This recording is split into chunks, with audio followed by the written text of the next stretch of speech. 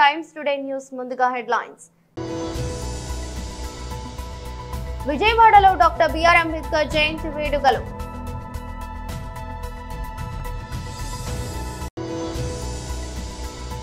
తాడికొండలో doctor BR Ambedkar జయంతి వేడుకలు.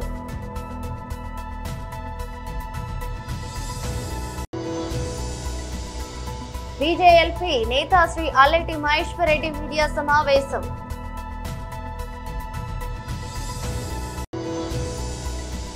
Doctor Babasaheb Ambedkar గారి జయంతి కార్యక్రమం.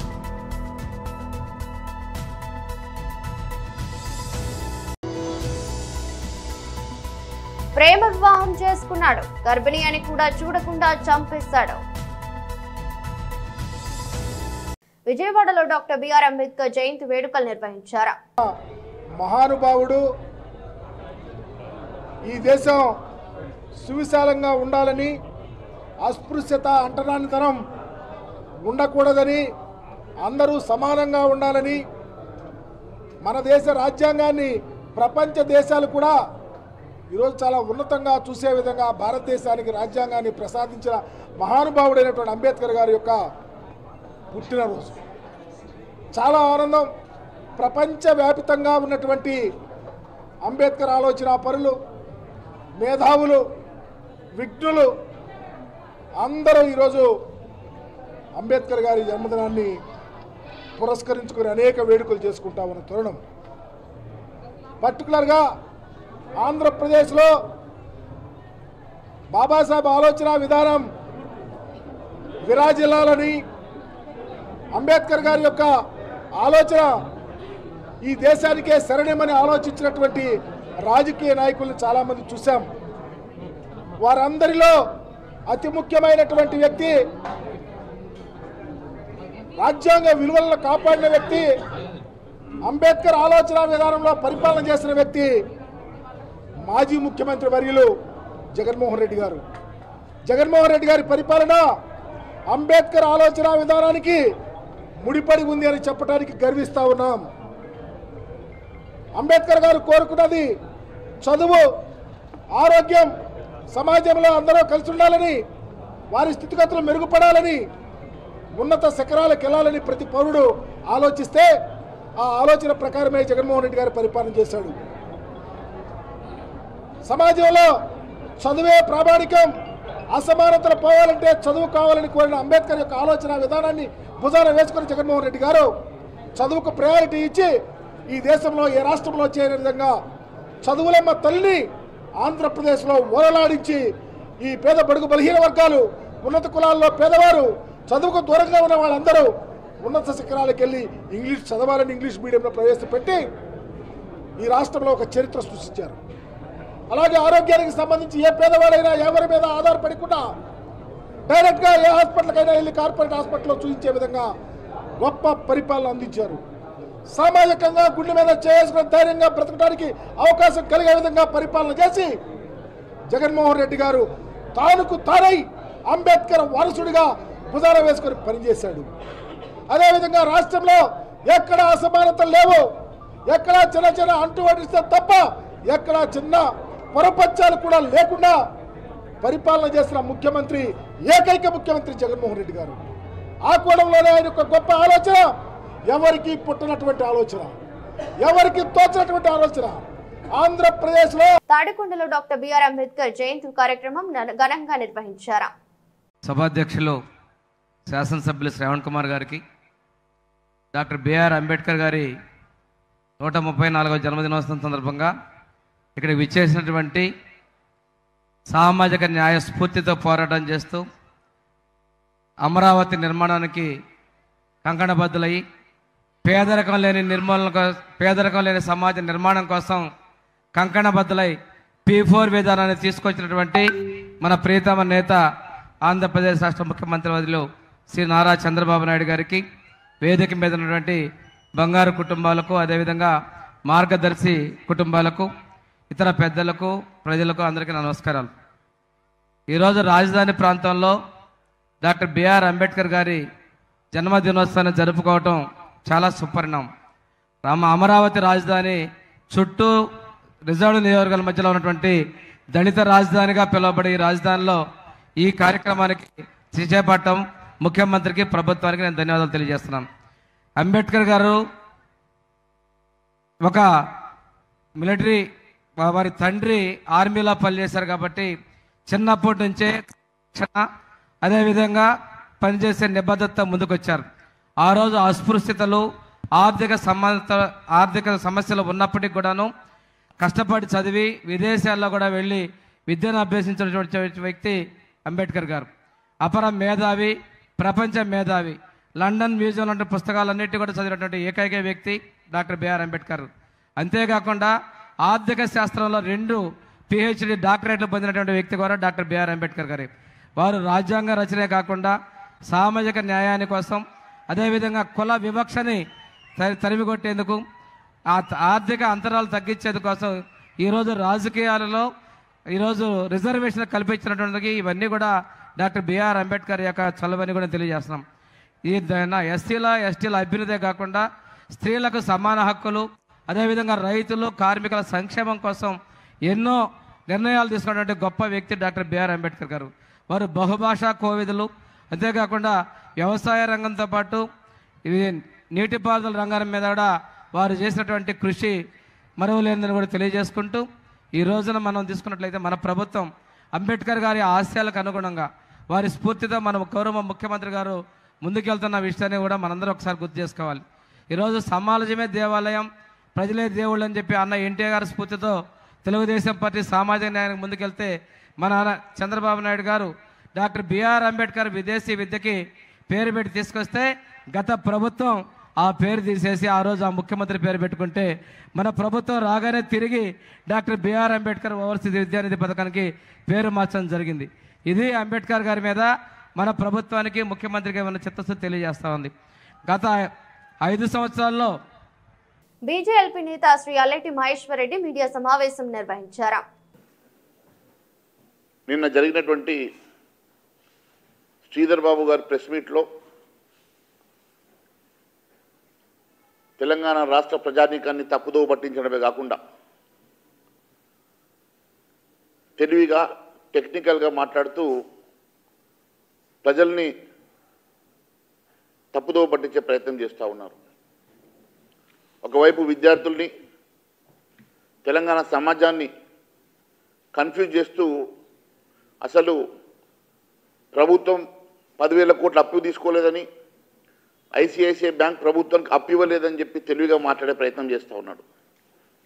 శ్రీధర్ బాబు గారు నేను ఒకటే సూటిగా ప్రశ్నిస్తున్నా, మీరు ఈ భూముల్ని ఐఐసిసికి ట్రాన్స్ఫర్ చేసిన మాట వాస్తవం కాదా? టీజీఐఐసి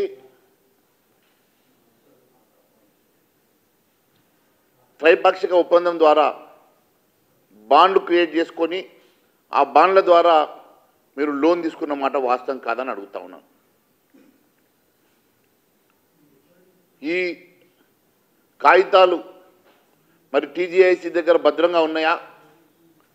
టీజీఐసి మీరు ట్రాన్స్ఫర్ చేసినటువంటి కాగితాలన్నీ కూడా, డాక్యుమెంట్స్ అన్నీ కూడా ప్రభుత్వం వద్ద ఉన్నాయని ప్రశ్నిస్తున్నా. ఈ భూములను అడ్డం పెట్టుకొని మీరు త్రైపాక్షిక ఒప్పందం చేసుకొని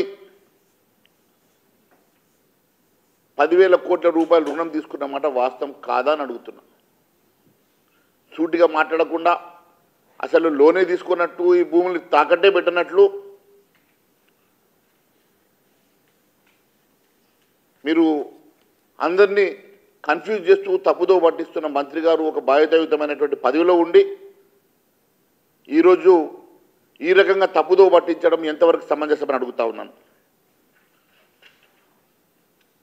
కంచగచ్చిబౌలిలో 2,374 ఎకరాల భూమి 1973లో ఎస్యూకి అడ్వాన్స్ పొజిషన్ ఇచ్చిన మాట అందరికీ తెలుసు. దాని తర్వాత చరిత్ర అందరికీ తెలుసు. నేను ఇప్పుడు ఒకటి సూటిగా మిమ్మల్ని అడుగుతా ఉన్నాను, ఈ భూముల్ని నేరుగా తాకట్టు పెట్టి రుణాలు తీసుకోవడానికి మీరు ప్రయత్నించిన మాట వాస్తవం. మీరు రుణాలు తీసుకోవడానికి ప్రభుత్వం గ్యారంటీ అడిగినప్పుడు ఎఫ్ఆర్బిఎం పరిధిలోకి వస్తుందని మీరు తెలివిగా దీన్ని టీజీఐఐసికి ట్రాన్స్ఫర్ చేసి టీజీఐఐసి ద్వారా మీరు రుణం తీసుకున్న మాట వాస్తవం. అంతేకాకుండా FRBM పరిధిలో రాకుండా కేంద్ర ప్రభుత్వాన్ని మోసం చేస్తూ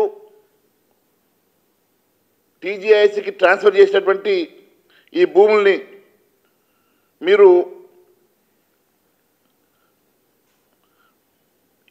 ICICI బ్యాంకు అకౌంటెంట్ బ్యాంక్గా వివరించగా బాండ్ ఇన్వెస్టర్ల హక్కులకు డాక్టర్ బాబాసాహెబ్ అంబేద్కర్ గారి జయంతి కార్యక్రమం నిర్వహించారు. పెద్దలు మాజీ మంత్రివర్యులు గతంలో దళిత బంధు లాంటి విప్లవాత్మకమైన పథకం భారతదేశంలో స్వాతంత్రానంతరం మొట్టమొదటిసారి మరి తన చేతుల మీదుగా ప్రవేశపెట్టే అదృష్టాన్ని దక్కించుకున్న గౌరవ మాజీ మంత్రివర్యులు శ్రీ కొప్పుల ఈశ్వర్ గారు, మరొక మాజీ మంత్రివర్యులు గౌరవనీయులు పెద్దలు ఆనాటి ఉద్యమం నుంచి మరి ఈరోజు ప్రతిపక్షంలో కూడా సమర్థవంతంగా తన పాత్ర పోషిస్తున్న అన్న శ్రీనివాస్ గౌడ్ గారు, మాజీ మంత్రివర్యులు పెద్దలు విశేష రాజకీయ అనుభవం కలిగిన సీనియర్ నాయకులు, ఎప్పుడు కూడా మరి స్ఫూర్తిదాయకంగా మాకు సలహాలు సూచనలు అందజేసే గౌరవనీయులు శ్రీ పొన్నాల లక్ష్మయ్య గారు, రాజ్యసభ సభ్యులు పెద్దలు సోదరులు, మొన్న డీలిమిటేషన్ విషయంలోనైతేనేమి, అదేవిధంగా హైదరాబాద్ సెంట్రల్ యూనివర్సిటీలో జరుగుతున్న దాష్టీకాల విషయంలో అయితేనేమి మన పార్టీ తరఫున రాజ్యసభలో అద్భుతంగా ప్రసంగించిన గౌరవనీయులు వద్దిరాజు రవిచంద్ర గారు, ఒక పోలీస్ అధికారిగా అత్యున్నత స్థాయిలో అడిషనల్ డైరెక్టర్ జనరల్ ఆఫ్ పోలీస్గా పనిచేస్తూ ఇంకా 8 సంవత్సరాల అనుభవం, 8 సంవత్సరాల అక్కడ అవకాశం ఉన్నా, సర్వీస్ ఉన్నా దాన్ని వదిలిపెట్టి ఇవాళ అధికార పార్టీ ఏ ఆఫర్ కావాలంటే ఆ ఆఫర్ ఇస్తానంటే కూడా అవన్నీ పక్కన పెట్టి కేసీఆర్ గారి నాయకత్వంలోనే తెలంగాణకు సంపూర్ణ న్యాయం జరుగుతుందని చెప్పి వాళ్ళు మనతో పాటు ఒక సైనికుడిలా ముందుకు పరుగు పెడుతున్న గౌరవనీయులు RS ప్రవీణ్ కుమార్ గారు, తమ్ముడు SC/ST కమిషన్ మాజీ అధ్యక్షుడు సోదరుడు ఎర్రోల శ్రీనివాస్ గారు, పెద్దలు శ్రీమతి తుల ఉమ గారు, కరీంనగర్ జిల్లా పరిషత్ మాజీ అధ్యక్షులు, మాజీ మంత్రివర్యులు రాయేశం గౌడ్ గారు, మాజీ రాజ్యసభ సభ్యులు పెద్దలు చంద్రశేఖర్ రెడ్డి గారు, MLC దాసోజి శ్రవణ్ గారు, తమ్ముడు బాల్కా సుమన్ గారు, ఇంకా రాజీవ్ సాగర్ గారు, మాజీ MLC సోదరులు సుభాష్ రెడ్డి గారు, వేదిక పైన ఆసీనులైన MNC నన్న ఇంకా అందరికీ పేరు పేరున, అదేవిధంగా వేదిక ముందు ఆసీనులైన పెద్దలకు, పత్రికా మిత్రులకు పేరు పేరున అందరికీ హృదయపూర్వకంగా డాక్టర్ బాబాసాహెబ్ 135వ జయంత్యుత్సవ శుభాకాంక్షలు మీ అందరికి కూడా తెలియజేసుకుంటా ఉన్నాను. ముందుగా డాక్టర్ బాబాసాహెబ్ గురించి పెద్దలు చెప్పిన అన్ని విషయాలతో ఏకీభవిస్తూ ఒక 2 విషయాలు వారి గురించి నాకు తెలిసినవి, నేను అధ్యయనం చేసినవి మీ ముందు పెట్టాలనుకుంటా ఉన్నాను. మొన్న చెన్నైలో తమిళనాడు ముఖ్యమంత్రి MK స్టాలిన్ గారు ఈ దక్షిణాది రాష్ట్రాలకు, ముఖ్యంగా ఈ దేశంలో చాలా ప్రోగ్రెసివ్గా ముందుకు పోతున్న రాష్ట్రాలకు కేంద్ర ప్రభుత్వ వైఖరి వల్ల ఇప్పుడు ఏదైతే డీలిమిటేషన్ అని చెప్పి మన గొంతు కోసే ప్రయత్నం చేస్తున్నారో, గొంతు నొక్కే ప్రయత్నం చేస్తున్నారో దానికి సంబంధించి ఒక సమావేశం పెడుతున్నాం, మీరు మీ పార్టీ తరఫున మరి ప్రతినిధులను పంపండి అని మన పార్టీ అధ్యక్షులు పెద్దలు కేసీఆర్ గారికి వారికి ఉత్తరం రాయడం జరిగింది. సరే, కేసీఆర్ గారు నాతో పాటు వర్కింగ్ ప్రెసిడెంట్గా నాతో పాటు మన రాజ్యసభ సభ్యులందరినీ కూడా ఆ సమావేశానికి హాజరుగమని చెప్పి మమ్మల్ని పంపించడం జరిగింది. ఆ క్రమంలో ఈ డీలిమిటేషన్ గురించి కొంత అధ్యయనం చేస్తూ ఉంటుంది. నేను ఏం మాట్లాడాలా, ఏం చెప్పాలా, ఏం చెప్తే బాగుంటుంది అని చదువుతున్నప్పుడు నేను అనుకోకుండా ఆనాడు రాజ్యాంగం రాసే క్రమంలో, రాజ్యాంగాన్ని రూపొందించే క్రమంలో భారతరత్న డాక్టర్ బాబాసాహెబ్ అంబేద్కర్ గారి నేతృత్వంలోని కమిటీ ఏదైతే ఉండేనో, చాలామంది మేధావులతో కూడిన కమిటీ, దానికి చైర్మన్గా డాక్టర్ బాబాసాహెబ్ ఉండే. సో ఆ కమిటీ ప్రతి అంశాన్ని సునిశ్చితంగా లోతుగా పరిశీలిస్తూ ఏం చేయాలి, ఏమేం పొందుపరచాలి, మరి ఎన్నో కోట్లాది మంది ఆశలతో ముడిపడ్డ ఈ దేశం, దేశ భవిష్యత్తు, మరి ఇన్ని రకాల వైవిధ్యాలు ఉన్న దేశం, ఇన్ని భాషలు, ఇన్ని మతాలు, ఇన్ని కులాలు, ఇన్ని ఉపకులాలు, ఇన్ని సంస్కృతులు, ఇన్ని ఉన్న దేశం కాబట్టి దీన్ని ఐక్యంగా ఎట్లుంచాలి, ముందుకు ఎట్లా తీసుకుపోవాలి అని ఆలోచించే క్రమంలో ఆ కాన్స్టిట్యూయెంట్ అసెంబ్లీ డిబేట్స్ అని జరిగినాయి ఆనాడు. అంటే ఆ రోజు ప్రతిదాన్ని చాలా సంఘంలో ఎస్ఐ రాజేష్ అంబేద్కర్ జయంతి వేడుకలను ఘనంగా నిర్వహించారు. జాతీయ రహదారి పక్కన ఏర్పాటు చేసిన చలివేంద్రం వద్ద స్థానిక యువకులతో కలిసి అంబేద్కర్ చిత్రపటానికి పూలమాలలు వేసి నివాళులర్పించారు. అనంతరం స్థానికులకు మజ్జిగను పంపిణీ చేశారు. అంబేద్కర్ ఆశయాలను కొనసాగిస్తామని పేర్కొన్నారు. కార్యక్రమంలో యువకులు పాల్గొన్నారు.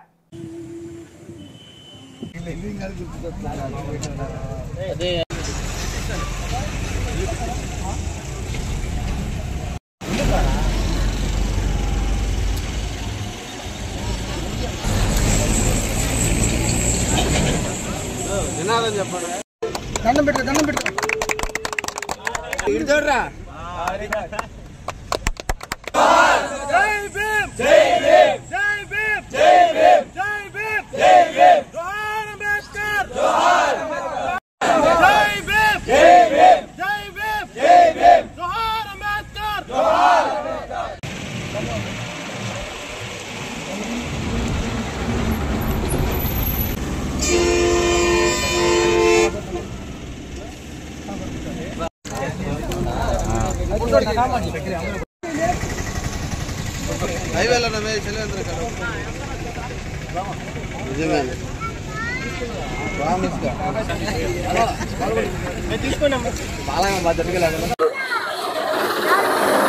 అందరికీ నమస్కారం.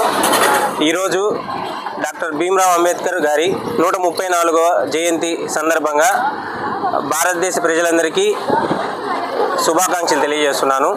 ఈ సందర్భంగా మన మండలంలోని సంఘం గ్రామంలో మనం ఏర్పాటు చేసినటువంటి చలివేంద్రంలో అంబేద్కర్ గారి పటానికి పూలమాలలు వేసి అలాగే మజ్జిగ పంపిణీ చేయడం జరిగింది. ఈ స్ఫూర్తితో ప్రతి ఒక్కరూ గౌరవ అంబేద్కర్ గారి ఆశయాల్ని తమ మనసులో నిలుపుకొని వారి యొక్క టార్గెట్స్ రీచ్ అవ్వాలని, అత్యున్నత స్థాయికి చేరుకోవాలని అందరినీ ఆశిస్తున్నాను. ప్రేమించి పెళ్లి చేసుకున్న భార్యను, అది కూడా గర్భంతో ఉన్న ఆమెను భర్త కిరాతకంగా చంపేశాడు. విశాఖలోని మధురవాడ ప్రాంతంలో ఈ ఘటనతో తీవ్ర విషాదం చోటు చేసుకుంది. 8 నెలల గర్భిణిని ఆమె భర్తే గొంతు నులిమి హత్య చేసిన ఘటన స్థానికంగా కలకలం రేపింది. ఈ దారుణ సంఘటన మధురవాడ ఆర్టీసీ కాలనీలోని ఓ అపార్ట్మెంట్ లో సోమవారం వెలుగు చూసింది. పిఎం పాలెం పోలీసులు వెల్లడించిన వివరాల ప్రకారం ఆర్టీసీ కాలనీకి చెందిన జ్ఞానేశ్వర్, అనుష 3 ఏళ్ల క్రితం ప్రేమ వివాహం చేసుకున్నారు. ప్రస్తుతం అనుష 8 నెలల గర్భవతి. అయితే సోమవారం ఉదయం దంపతుల మధ్య ఓ విషయంలో తీవ్ర వాగ్వాదం జరిగింది. ఈ క్రమంలో ఆగ్రహానికి గురైన జ్ఞానేశ్వర్ భార్య అనుష గొంతును గట్టిగా నలిమేశాడు. దీంతో అనుష ఊపిరాడక అక్కడికక్కడే స్పృహ కోల్పోయింది. వెంటనే జ్ఞానేశ్వర్ స్థానికుల సాయంతో ఆమెను సమీపంలోని ఓ ప్రైవేట్ ఆసుపత్రికి తరలించాడు. పరిస్థితి విషమంగా ఉండటంతో అక్కడి నుంచి మెరుగైన చికిత్స నిమిత్తం కేజీహెచ్ కు తీసుకెళ్లారు. అయితే కేజీహెచ్ కు చేరేసరికి అనుష మృతి చెందినట్లు వైద్యులు నిర్ధారించారు. సమాచారం అందుకున్న పిఎం పాలెం పోలీసులు సంఘటనా స్థలానికి చేరుకున్నారు. నిందితుడు జ్ఞానేశ్వర్ ను అదుపులోకి తీసుకుని విచారిస్తున్నారు. ఈ ఘటనపై కేసు నమోదు చేసి హత్యకు దారితీసిన పూర్తి కారణాలపై దర్యాప్తు చేస్తున్నట్లు పోలీసులు తెలిపారు. అంబేద్కర్ జయంతి పురస్కరించుకుని కాంగ్రెస్ పార్టీ సరితమ్మ క్యాంపు కార్యాలయం నుండి మహానీయుడు అంబేద్కర్ చిత్రపటాలతో జడ్పీ మాజీ vice chairman, Congress party Gadwal నియోజకవర్గ ఇన్ఛార్జి సరితమ్మ, మున్సిపల్ మాజీ చైర్మన్ బిఎస్ కేశవ్, మున్సిపల్ మాజీ వైస్ చైర్మన్ గంజిపేట్ శంకర్, యువజన కాంగ్రెస్ జిల్లా అధ్యక్షుడు ఆర్ తిరుమలేష్ కాంగ్రెస్ పార్టీ శ్రేణులతో కలిసి జైభీం ర్యాలీ అంబేద్కర్ చౌరస్తా వరకు నిర్వహించి అంబేద్కర్ విగ్రహానికి పూలమాలలు వేసి నివాళులర్పించారు.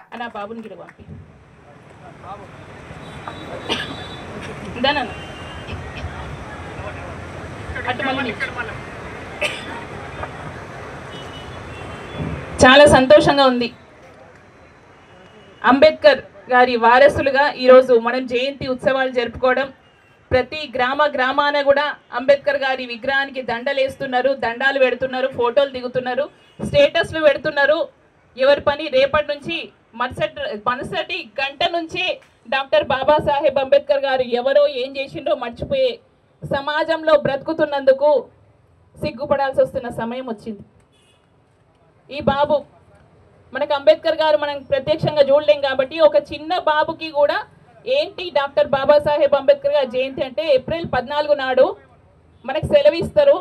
ఎవరో అంబేద్కర్ గారు ఉండేనంట, ఆయన ఏదో రాజ్యాంగం రాసిండంట, అందుకే మనకు సెలవు ఇస్తారు, మనం సెలబ్రేట్ చేసుకుందాం, ఇంట్లో ఆడుకుందాం అనుకుంటున్నారు తప్పించి పిల్లలకి, చాలామంది పెద్దలకి కూడా రాజ్యాంగం అంటే ఏందో ఈరోజు ఇది ఒక ఎర్ర పుస్తకంగా మారింది తప్పించి ఆ రాజ్యాంగం వల్ల ఇంతమంది జీవితాలు మారినాయి. ఆ జీవితాలు మారడానికి కారణమైన డాక్టర్ బాబాసాహెబ్ అంబేద్కర్ గారిని మర్చిపోయాం.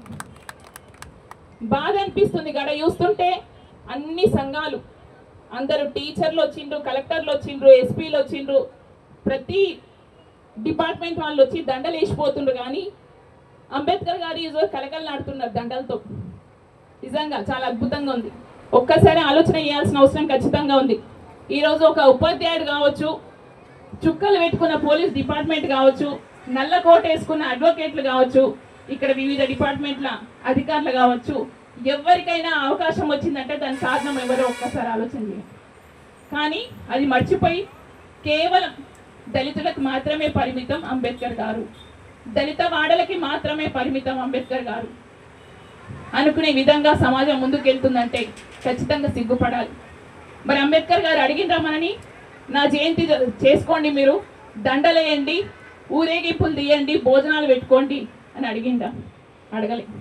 ఆయన కేవలం ఆనాడు అవమానాలు ఎదుర్కొని, ఎన్నో ధిక్కారాలు ఎదుర్కొని, ఎంత ఇబ్బందులు కలిగినా నా జాతులు బాగుపడాలి, వెనకబడ్డ జాతులకి ఒక న్యాయం జరగాలని ఒక స్ఫూర్తితోని ఎన్ని అవమానాలు జరిగినా వెనకడుగు వేయకుండా ముందుకెళ్ళి మన కోసం, కేవలం వెనకబడ్డ జాతుల కోసం రాజ్యాంగం రాసి ఈరోజు మనలో మిగిలిపోయింది.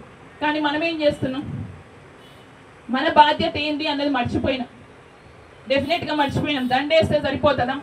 మరి దండేసి టీమిండియా యువ cricketer IPL franchise Gujarat Titans captain Shubman Gill గొప్ప మనసు చాటుకున్నారు.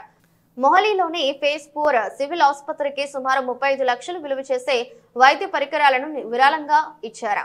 కార్పొరేట్ సామాజిక బాధ్యత ప్రోగ్రామ్ లో భాగంగా యంగ్ ప్లేయర్ ఇలా ఔదార్యాన్ని చాటాడు. ఈ ప్రాంతంలో వైద్య సేవలను మరింత మెరుగుపరచడమే లక్ష్యంగా ఈ కార్యక్రమం కొనసాగుతుంది. కాగా శుభ్మన్ సీక్రెట్ గా ఈ డొనేషన్ చేశాడు. ఇక గిల్ విరాళంగా ఇచ్చిన వైద్య పరికరాలతో వెంటిలేటర్లు, ఐసీయూ బెడ్లు, ఆపరేషన్ థియేటర్ టేబుల్లు, సీలింగ్ లైట్లు, సిరంజీ పంపులు, ఎక్స్రే మెషిన్లు ఉన్నట్లు మొహాలీ సివిల్ సర్జన్ డాక్టర్ సంగీత జైన్ తెలిపారు. ఆసుపత్రి విరాళం అందజేసిన గిల్ కు ఆమె ప్రత్యేకంగా కృతజ్ఞతలు తెలిపారు. ఆసుపత్రి అవసరాల ఆధారంగా పరికరాలు కేటాయిస్తామని వైద్యురాలు చెప్పారు. అవసరమైతే ఇతర ఆసుపత్రులకు కూడా వాటి వల్ల ప్రయోజనం చేకూరుతుందని పేర్కొన్నారు. మొహాలీ పట్టణంలో గిల్ కు ప్రత్యేక అనుబంధం ఉంది. ఆ సిటీలోనే అతను చిన్నతనంలో క్రికెట్ శిక్షణ పొందాడు. ప్రస్తుతం అక్కడ ఇల్లు కూడా కట్టుకున్నాడు. తాజాగా జరిగిన ఈ విరాళాల కార్యక్రమానికి గిల్ అత్తా పాటియాల జిల్లా ఇమ్యునైజేషన్ అధికారి డాక్టర్ కుశాల్దీప్ కౌర్ హాజరయ్యారు. ప్రస్తుతం జరుగుతున్న ఐపీఎల్ 18వ సీజన్ లో శుభ్మన్ గిల్ సారథ్యంలో గుజరాత్ టైటాన్స్ జట్టు అద్భుతంగా రాణిస్తున్న విషయం తెలిసిందే. ఇప్పటి వరకు 6 మ్యాచ్లు ఆడి 4 విజయాలు నమోదు చేసింది. తద్వారా పాయింట్ల పట్టికలో టాప్ లో ఉంది. తన తర్వాత మ్యాచ్ ను ఈ నెల 19న అహ్మదాబాద్ లోని నరేంద్ర మోదీ స్టేడియంలో ఢిల్లీ క్యాపిటల్స్ తో ఆడనుంది. వార్తలు ముగించే ముందు మరోసారి హెడ్లైన్స్. విజయవాడలో డాక్టర్ బిఆర్ అంబేద్కర్ జయంతి వేడుకలు.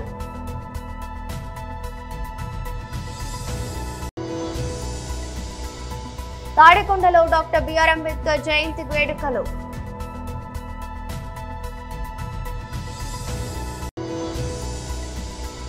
బీజేఎల్పీ నేత శ్రీ అల్లెటి మహేశ్వర్ రెడ్డి మీడియా సమావేశం.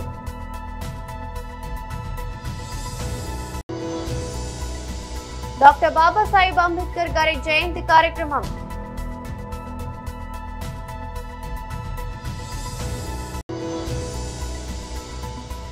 ప్రేమ వివాహం చేసుకున్నాడు, గర్భిణి అని కూడా చూడకుండా చంపేశాడు. ఇది రెస్ట్ బులెటిన్. మరో బులెటిన్లో మళ్ళీ కలుద్దాం. అంతవరకు సెలవు. నమస్కారం.